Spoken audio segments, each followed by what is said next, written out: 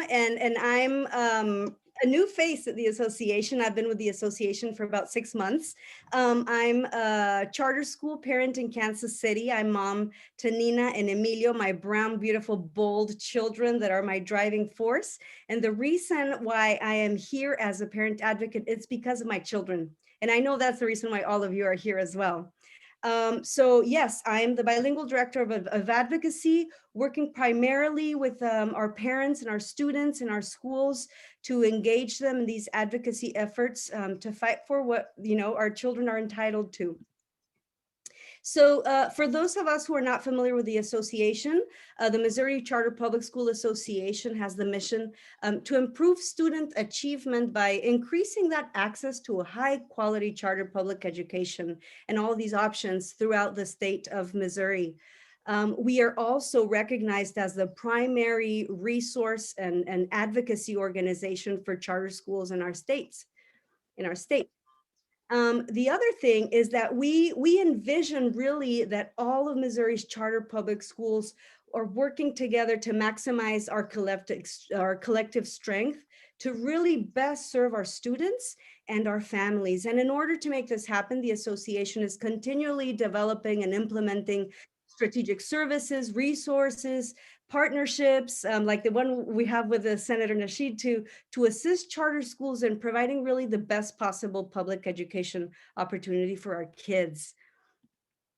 Right now we have 66 charter schools that are members of the association across the state that are collectively educating over 25,000 children in our state. That's a very powerful number that we need to remember when we're advocating, because not only are we advocating for our kids, we're advocating for over 25,000 Missouri children.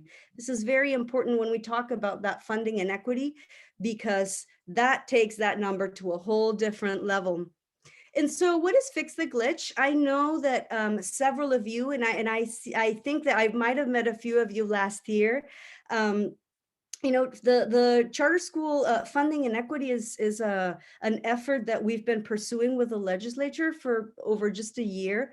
We've been working to pass a bill bills that would remedy this funding inequity, that funding gap that really is significantly impacting our children and our schools. If you participated in our rally last year, which unfortunately we couldn't have in person this year, I see a senator over there in that picture. I know that several of you participated, and we really came together in a very powerful way to show our legislators how much we care about our children, about their experience and education, but also about our schools. Last year, we went far, right? The House bill passed the committees. It was on its way to a full vote at the floor. The Senate bill, the companion bill, passed the Education Committee, and then COVID-19 hit. It's incredible that it's been almost a year. And so it halted our progress. And this year, we're trying again, full force, with additional partners championing this with us. So I want to get not way specific, but I know that if you're a curious parent or advocate like me, I want to know some of the details. If this is too much, just kind of ignore me. But I do want to explain what that inequity looks like. The intent of the Missouri Public School funding formula is to provide an adequate and fair distribution of those public funds and dollars to each student in the state. However, there is a glitch, and what is the problem that is impacting that formula? So there are two, the sources of public school funding in Missouri are state tax dollars and local tax dollars. Now, traditional public schools receive funding from both of these sources. However, charter schools do not receive those local funds. And instead of that, DESE, the Department of Elementary and Secondary Education, pays charter school extra state dollars to make up for those local dollars. And this is considered the local effort in that funding formula. And again, the truth of this is that the goal of this formula is to be equitable. However, this formula uses, the way this formula is written is that when we talk about that local effort that DESE pays to charter schools, um, that is based on local tax revenues that date back to 2004 and 2005. This number was then frozen in time and hasn't really been touched. In other words, it's 16 years old. And we all know, I know as a Kansas City taxpayer, I know you know as St. Louis taxpayers, that our tax revenues have significantly increased over the years. And because we have this antiquated funding formula, our students are missing out on most of this increase. Again, the negative impact on public charter schools is not intentional. This is a glitch, and we know it is fixable. Again, it's a formula that's complicated. I made it as easy as possible, but it's hard to talk about it. But we know it's fixable. Here is a video that will explain it better than I have. All children deserve a quality education where all public school students are treated fairly. But in Missouri, a charter public school student receives at least $1,100 a year less than other public school students. Children in traditional public schools and charter public schools deserve the same support, but that's not what happens. A glitch in the law treats them differently when it comes to local tax dollars, and charter school students receive less. This glitch has to be fixed. Missouri's public schools are taxpayer funded through two main sources, state funds and local funds. Missouri provides fair state funding to schools based on several factors, but local funding is less fair. Local funding comes from local taxes and fees. For charter public schools, funding is based on tax information from as long ago as 2005. Meanwhile, the local district is compensated using current year revenues. Charter schools are also excluded from receiving other local taxes that the traditional school district does receive. What does this all mean? In short, it means that charter public school students are not receiving the same public support for the education they deserve. Are charter school students really worth less? Charter public school students need your help. Let's fix the glitch to make sure all public school students receive their fair share.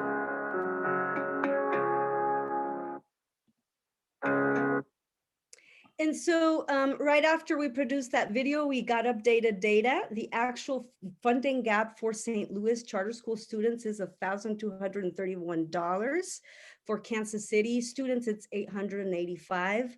I believe that, and correct me if I'm wrong, Mr. Blackstone, but that amounts almost up to $2 million for your schools. That is a significant amount of resources that your students are not receiving. So where are we right now with our campaign, with our efforts, with the bills? Fortunately, we're very happy to share that House Bill number 137, which is our bill this year for funding equity, passed the House Budget Committee. It still has a long ways to go, but we're very happy that with all of our efforts, collective efforts as advocates, we have passed that out, out of that committee. We also have the companion bill, which is the Senate Bill 218, that already had its hearing. It has not been voted on yet. But we are here because we want you to help us, help your children, help your schools, your communities to fix this glitch. And I know that several of you have actively joined, and I'm pretty sure and hopeful that you have been communicating and writing to your legislators or picking up the phone and calling them. But it is very important that we keep those calls, those communications coming to our legislators. And so if you want to sign up right now, you can pull your phone out, text Fix the Glitch to 52886 to sign up for our campaign. You will be receiving updates, calls to action, very easy ways to contact your legislators from the palm of your hand. And so right now, I know we already introduced the senator, but I'm very happy, very thrilled that she has once again joined forces with us to help us get funding equity across the finish line. And we're very excited to have her empowering energy on our side. So take it away, Senator.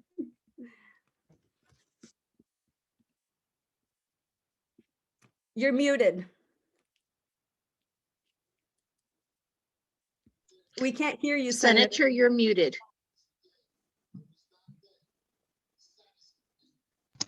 Can you hear me now? Okay, let's give her a round of applause. That was fantastic. So I just want to just kind of introduce myself real briefly for those that are not familiar with who I am. I am former Senator Jamila Nasheed. I served in the House for approximately 6 years, and I served in the Senate for 8 years. But before then, I was just a young lady that owned a bookstore for 10 years.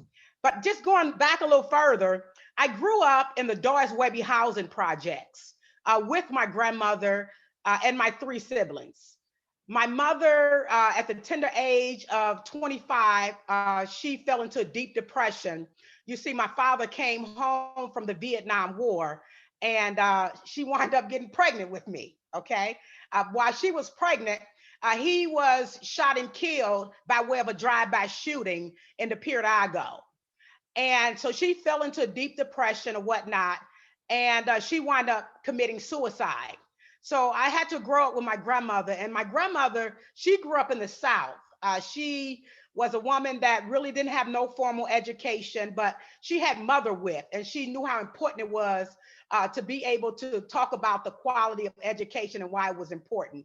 Even to the tune where she would pick up a newspaper every morning just to show us that reading was important, okay? Not knowing how to read herself. She pretended for a long time until we found out she was just drinking coffee and looking at the different little pictures in the posters patch. So fast forward, I was a very, very bitter kid. I was angry with society. I was mad because I didn't have a mother. I was angry because I didn't have a father. I was angry and bitter and didn't believe in authority because I was living in the Doris Webby housing projects. And so I fell into like this ill side of the world, and I joined a gang, and I got really, really bad to the extent where the state told my grandmother, if you don't do something with that little girl, we're going to take her out of your custody. You cannot control her. I was going to Roosevelt High School.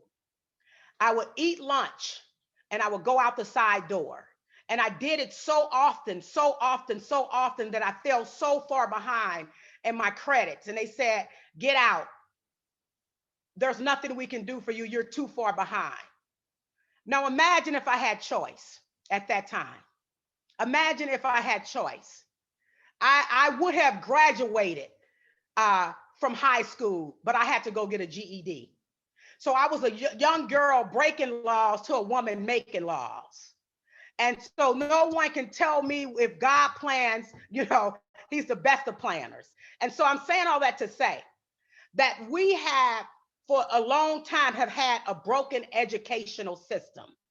We have children that are literally graduating from the kindergarten to the 12th grade in the traditional schools, not knowing how to read and write on the 3rd grade level, not able to compete in a global economy, not able to even get a job at Cortex.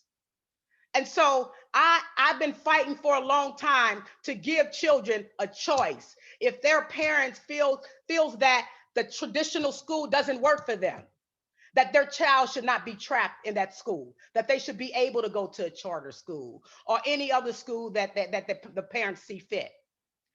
And I was on the front line of fighting to expand charter school, and I'm continuing to do so.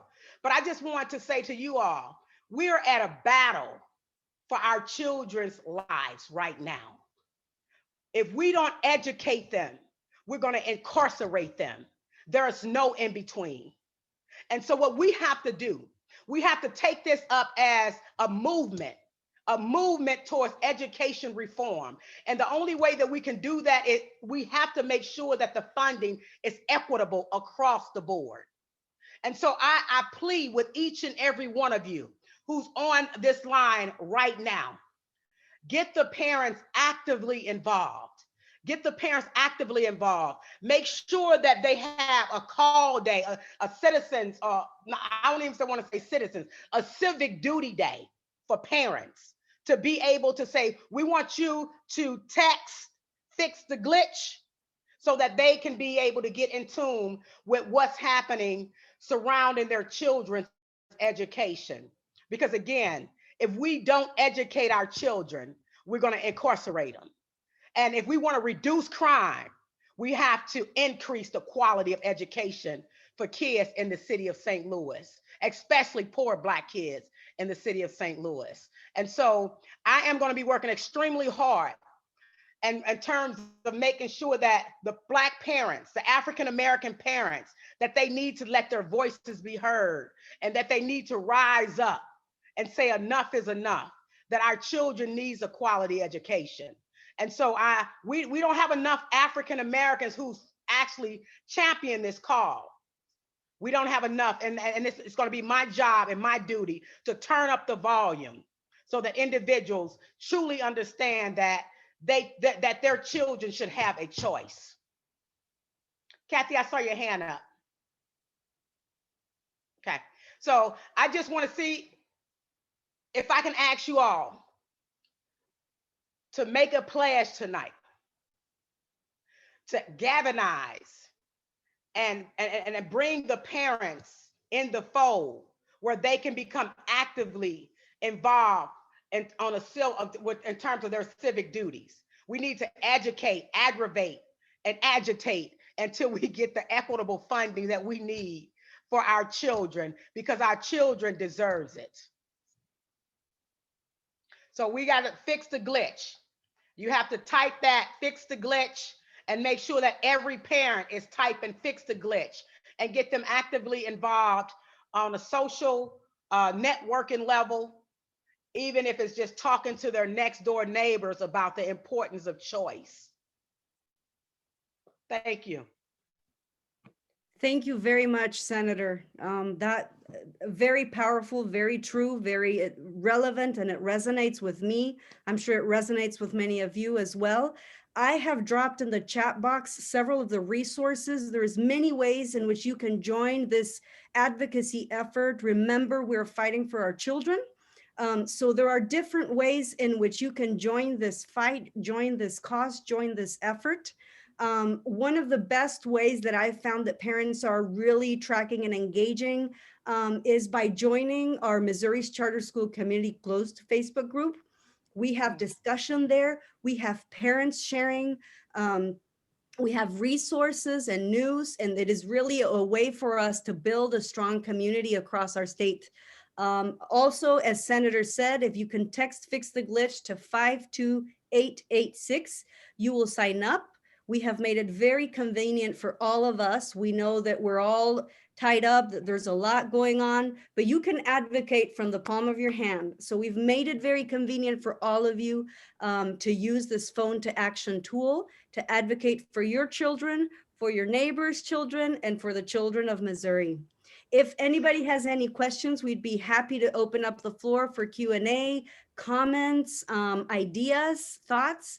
Very happy to join in the conversation. Thank you so much. And thank you again, Kathy, for putting this together. Thank you, Kathy. Absolutely. I do want to share that a number of the faces that are on here, as well as many who weren't able to make it tonight from GSA, have already been aggravating, shall we say, our elected officials. We are writing letters, we are sending emails, we are making the phone calls ongoingly, as well as doing the texting. So we're in this with you and have been since the start of this. The first time Edie and Doug talked about it, we were on board, and we're going to stick with it until the glitch is fixed. So Kathy, how many parents do you have that's actively engaged? I would say at the campus that I'm at, Mr. Chelik, you'll have to help me here. We have 396 students, but I don't know how many families that breaks down. But I always dangle a carrot of that NUT award, the No Uniform Award. because our kids can get their parents to do anything if they get to be out of uniform. And I believe I sent out 50 no uniform slips. So that means we've got at least 50 families that are engaged. Okay, and those are the 50 people that we need to really turn up the volume. I Yep. mean, it's one thing for the administration to be actively involved, but we have to get the parents involved because the parents, they are the first line of resources for their children Yes. because they're at home with them each and every day. And so we have to figure out a way. If we can come together collectively offline, Kathy, with Christy, Absolutely. myself, and you, and we can get together and figure out how we can get the parents to be civically engaged in this particular movement right now. I think that that is the key to really, really bringing home a victory. When the parents start reaching out, when the parents start calling their elected, those individuals who represent many of your parents, they're their constituents, they're going to listen to their constituents because they know that they're going to have to cast a vote for them someday. Senator, do you know when elections are for those folks? Every 2 years. And So is you're gonna this a have voting some year? elections coming up in 2020. You're gonna have elections. You have elections actually on the local level, and that's another thing. We need to get the mayors. I mean, the mayoral candidates involved as well. Maybe you all can do a candidates forum so we can really get our voices heard on every platform. Okay, there's no reason why there shouldn't be a candidates forum, mayoral candidates forum with those candidates about choice. Awesome. But Joe, every can you 2 work with us years, on that? say that again. I'm asking Joe Vaccaro if he'll work with us on that. That's not a problem. Awesome. Thanks, Joe. That's never. And So- also, so- I would say we did send out a questionnaire to all the mayoral candidates and asked them to respond. I think it was 5 or 6 questions about choice in charter schools and the moratorium on charter schools and so forth. So we're hoping to hear back from them, and we are going to post that on a web page. And if we could get them in person, that we tried to do that, but I guess the turnaround is kind of tight. But anyway, we will be sharing that out as those questions to those answers to those questions come in. Awesome. Well, and that might be, because the first round of the election is Tuesday. A lot of them may not respond until we get to the top 2. And then when you get to the top 2, then I would imagine that you'll get a response. Okay. Yeah, the top 2 is where the rubber meets the road. Right. That's the general primary.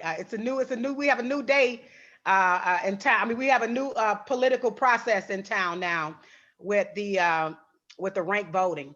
So the top 2 going to the general, and that's really where the rubber meets the road. Awesome. Gator families, anybody have anything you want to share? I have a question though. Yes, sir. Yes, ma'am. Yes. So anyway, let me just ask this question here. What do you say to those individuals who put out misinformation? One, that charter schools are not public schools. They are taking funding from the traditional schools. They don't have open enrollment because they discriminate against disability. How do you combat the misinformation and the myth, because it's prevalent and it's really strong out there in the universe? So how do you fight that back? Anyone can answer the question. I think my first question to that would be, Senator, is asking our families, have you encountered that? Have you encountered people questioning those things or stating those things about it?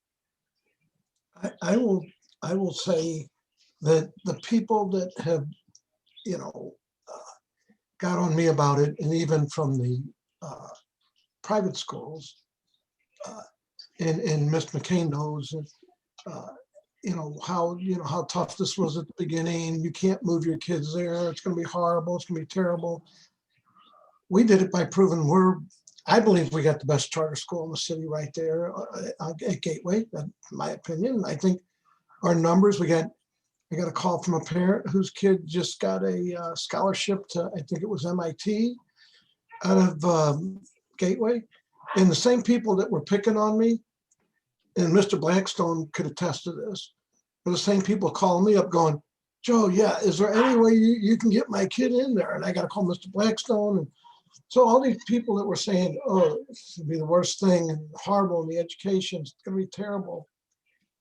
They're actually the same ones who've been calling me, and it's the reason why the class sizes have gotten way bigger than they're supposed to be, actually, because they keep having to accommodate me going, well, I got these constituents that really want their kids in there. So I think you prove it by being the best, being better, because the charter schools were terrible. They were not that good.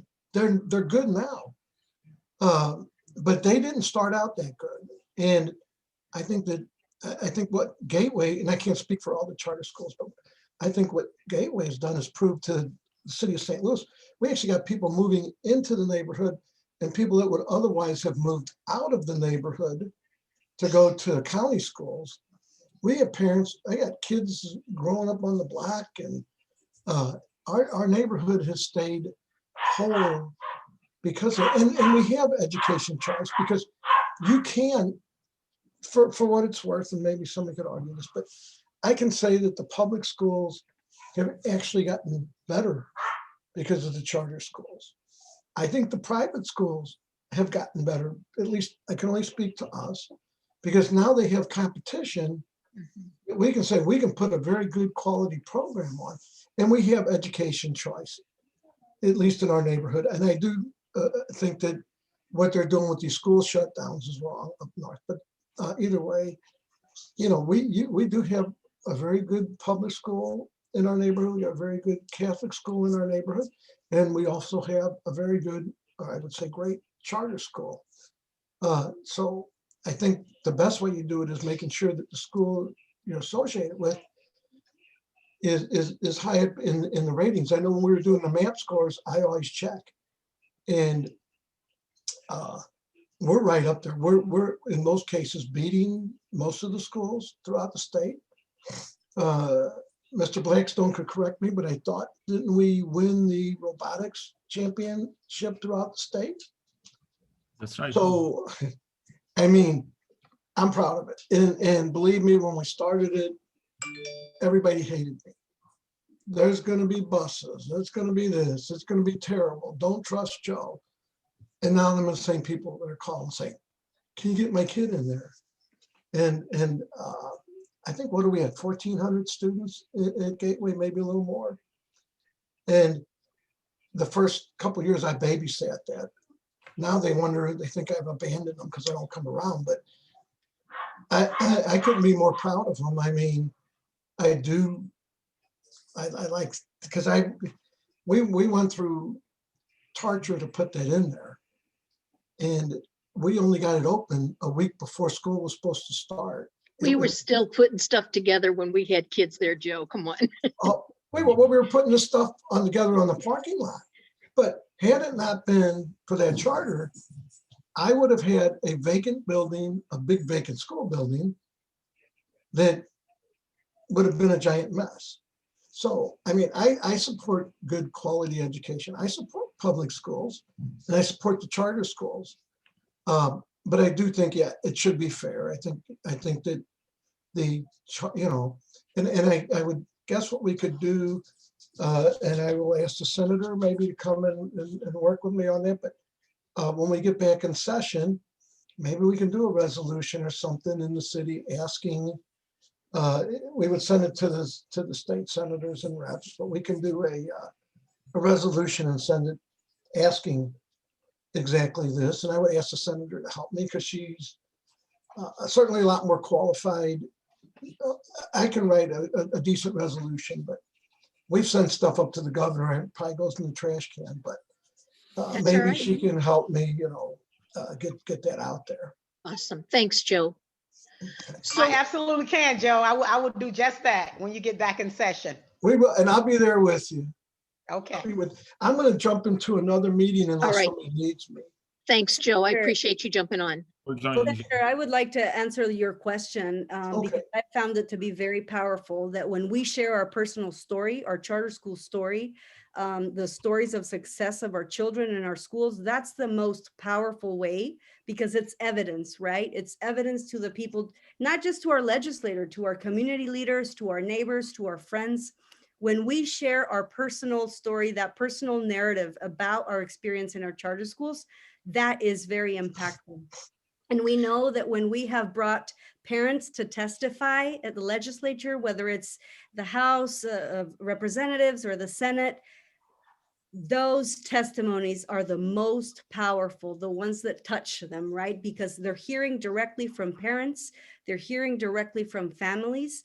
And that is what I have found to be the most successful way to get someone to listen to us and to believe in the power of choice, to believe in the power of our children, right? And in the power of our schools. Well, I'll just one really fast because I know I talk a lot. But if Not you Joe. talk about the power of a handful of people, we had myself and two of the parents from Gateway, because they refused to sell us the public school building that we're in now too. We're in a Catholic and a public school building.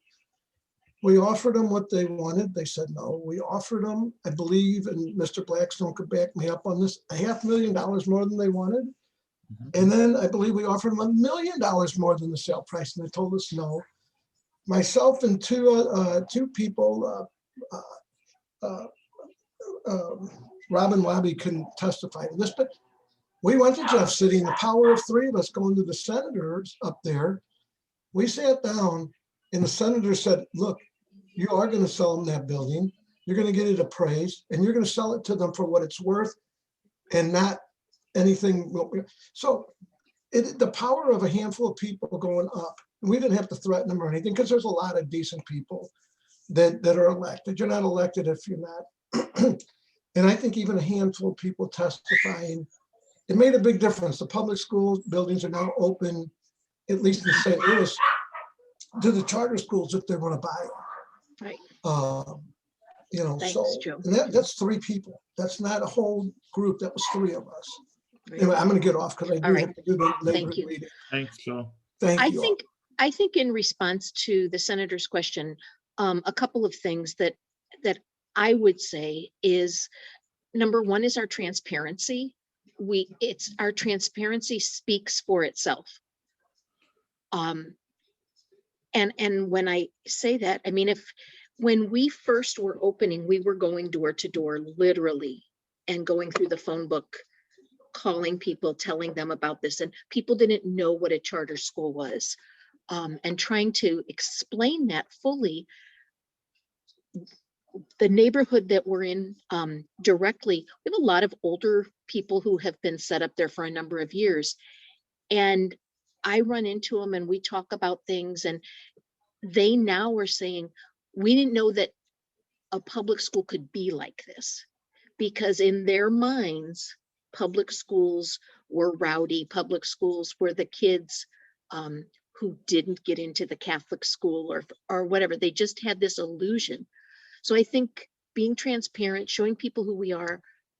I've given tours to just people in the neighborhood, like just want to see, mostly parishioners, but they just want to see who we are.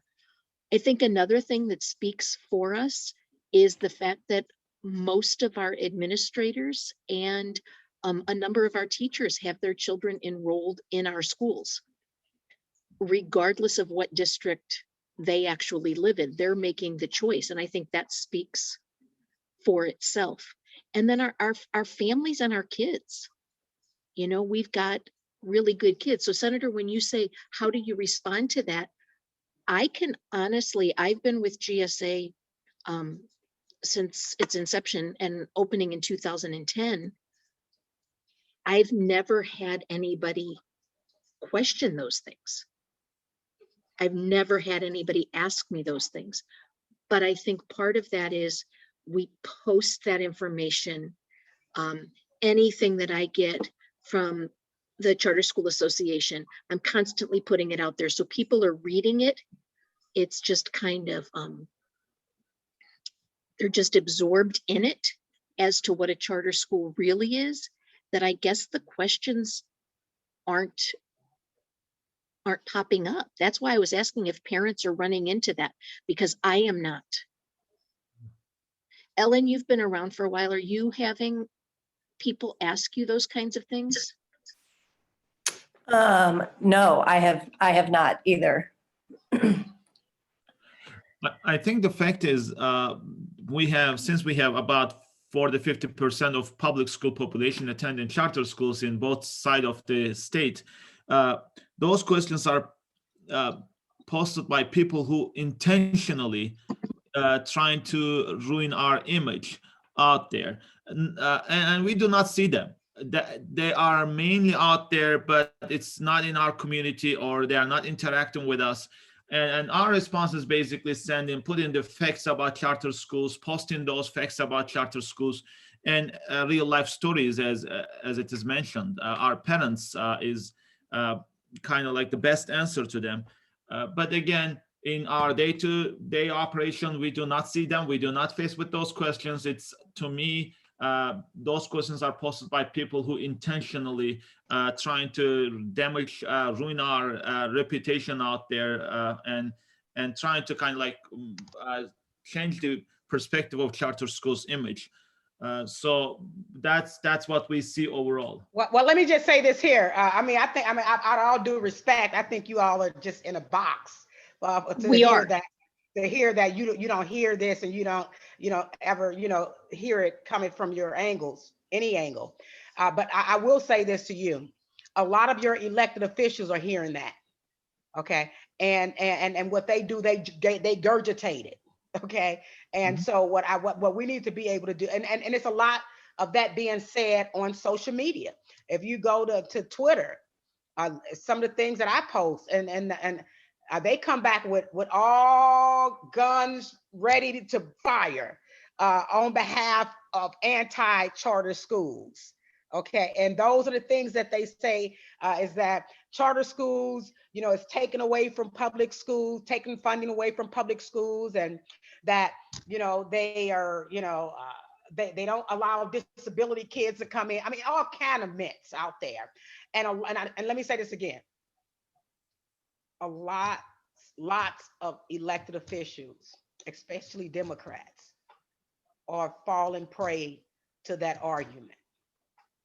And that's why it's very difficult. That's why it's extremely difficult for us to get it through their minds and their heads that charter school is none of that.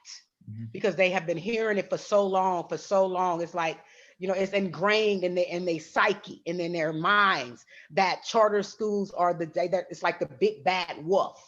And so that's why we have a lot of work to do to break down that barrier within the Democratic Party, one, and within the city of St. Louis with their elected officials. And one way that we try to address that, Senator, with the exception of last year due to COVID, for 9 years straight, we took a trip every year to Jeff City with students, with parents, and we went door to door and talked to people. One that stands out to me is Keith Frederick, who is way, way, way down in the boot heel. And I just said hello to him, and what can we do for you? I said, oh, we don't need anything. We're just here. And he taught me that you never go to Jeff City and say you don't need anything. And Mr. Blackstone, you were there. We went in Keith's office and we talked to him, and he started writing things down, and he got it put on the floor and voted on, and really opened my eyes that it can make a difference. I mean, here we're this little school with 10, 12 kids walking around the state capitol building, and it went to the floor and was voted on. So that's good. And some of the families that you're seeing here have been on those trips with us and have gone door to door and knocked on things. And we really do tap in to our resources. But as you said, we are in a box. We are, and I did through our chat box, would love for you to come and visit us when you feel that it's safe. But we are in a unique situation. We are in neighborhood schools. We don't fit the charter school norm. We don't even fit the norm of the other schools in our network. We are very unique in that. So you nailed us right away on that one.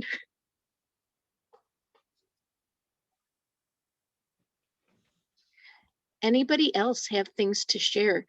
Kelly, you come at it from two different angles because you're in another school and have your daughter in administration in one kind of school and have your daughter in a charter school. Do you have anything you could share with us?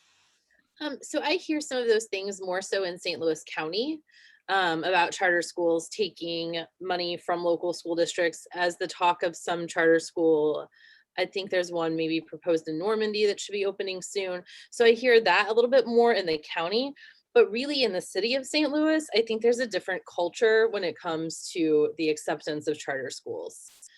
Because I feel like a lot of parents in the city do look for those other options. I feel like in the county, it's more of a threat, if that makes sense. Mm-hmm.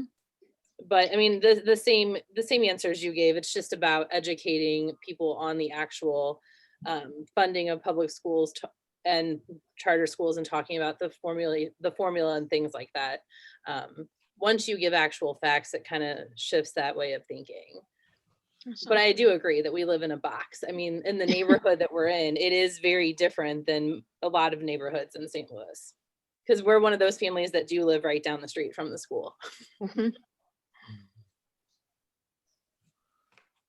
Edie, are you doing any of the parent advocacy sessions again this year?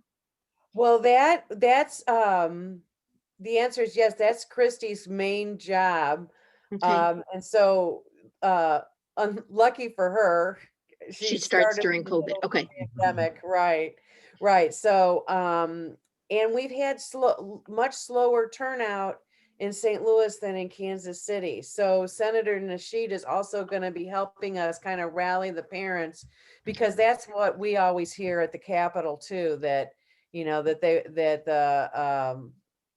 lawmakers want to hear from their constituents. They don't really want to hear from us. So yeah, and so we want to do more, and we're recruiting parents as fast as we can. So if anybody wants to get more involved, let Christy know. I know she's got her email, or me, or anybody in the chat, and we're just going to continue to build this parent organization until we've got a large group, and it becomes more apparent that we've got a lot of voters, and almost half of the public school kids are in charter schools.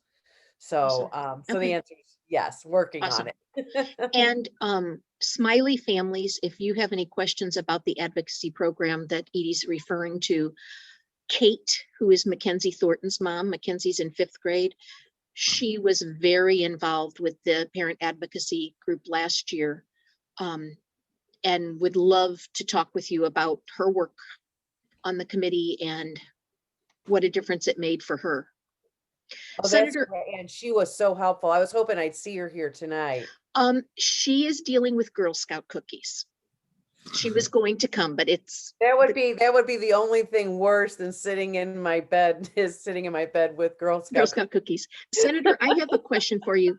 When you talk about reaching out to our elected officials, specifically, do you recommend that we do that while they are at the Capitol, or that when they are home in St. Louis, we get them in our buildings so they see who and what we are? And we talk both. about it. Both. Yes. Okay. Yeah, both. Okay. Yeah, I think that you hit them from every angle, and while they're in session, as well as, and I don't know if Christy told you how the system, I mean, she has a fantastic system. If you can articulate how that system works after I'm done, that would be great for the parents to know. In terms of the call center you have. Yes, so I did drop the links here on the chat if you guys want to click Yeah, through. but tell them how it works. Yeah, and when you sign up, when we say text fix the glitch to the 52886, it's gonna reply with a link to a sign up form. You fill it with your information, and because you're putting your information there, your address included, it automatically knows who your legislators and your representatives and senators are. And now there's a template message. You can write an email from that platform. It's called Phone to Action. We already have an email pre-written for you to advocate. You can tailor it, personalize it, talk about your child. And then you can, from that platform, send that email to your legislators. You can also tweet at them. Their Twitter handles are already programmed there, and you can also call them from that platform. I was just testing it today, and I signed up and everything just to try to test it out. And my senator popped up, and my state rep popped up. And so I said, okay, let me send this to my state rep. I was excited. I was feeling good, like I'm gonna tweet my state rep, And so it already had the template and everything. And I tweeted my state rep, and then he texted me back, and he said, "Look what I just got from a constituent." That's great. I think the other thing It's a powerful tool. It's a powerful tool. And what we have to keep in mind is this information that Christy is sharing with us, which will be on our Facebook page and on our webpage by the end of tomorrow, is don't keep that secret. Share that with your families, because then your families can say it. I'm Johnny's grandma, and my kid goes to a charter school, and this is why I believe it. So it's like that snowball effect, or the pebble in the water, where it's just going to ripple out. And so the more people that we have calling, they're going to get the point.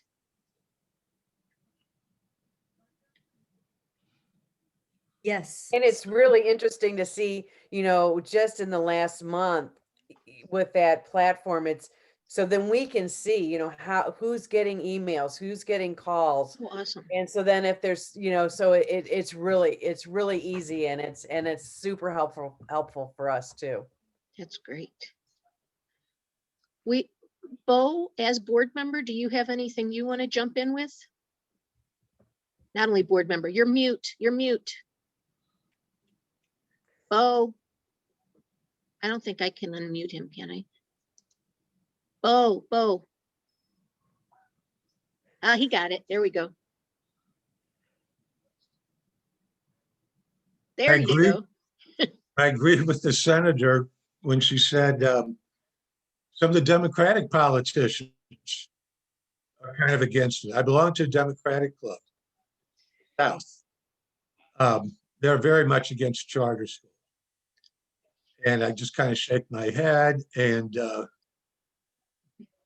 one of them I've talked to before. He's no longer a representative, but it is very prevalent.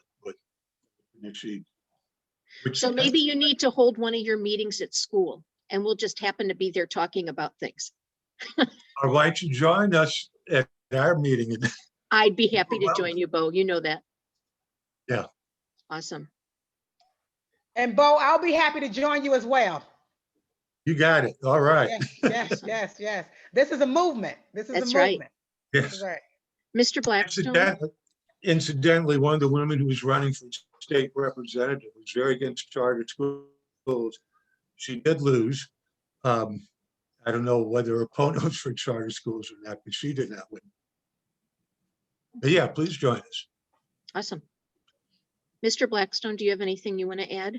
Well, thank you for putting this program together, Katie, Christy, and Senator Nasheed. Thanks for joining us. It is It is defending our basic rights. This is how I see it. Our children do not worth less than any other in other compared to public schools. $1,200 makes, as Christy mentioned, close to $2 million deficit in our budget. We do our best to provide the best and unique services to our students. With that additional amount, we would only enrich our program and provide more services. That's how I consider that.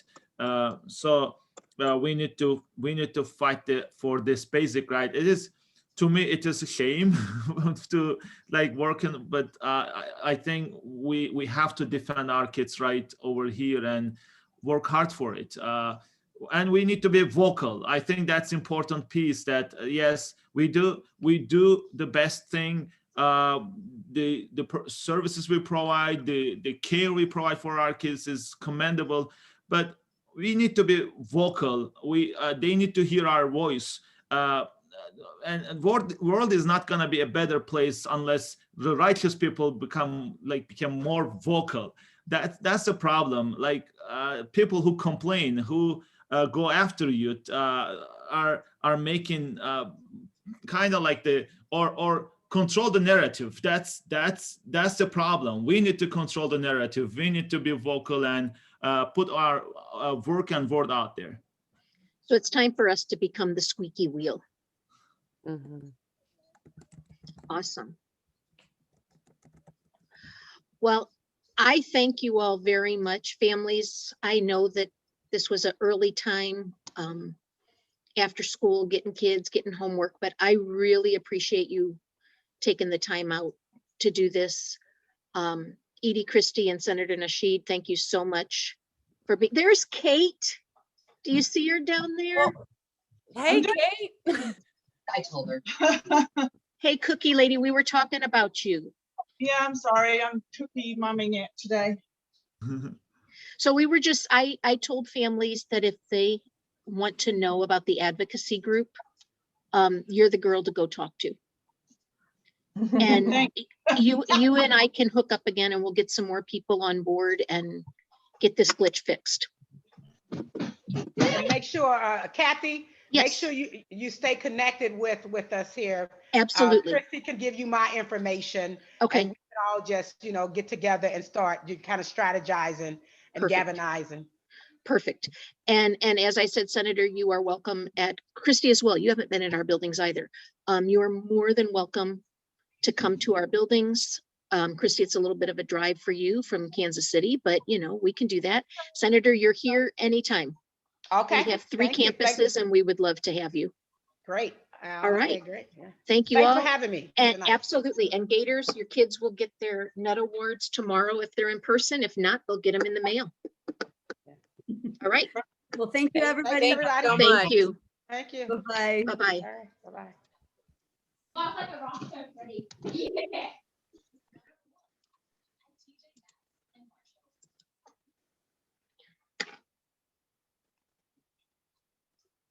Stop recording.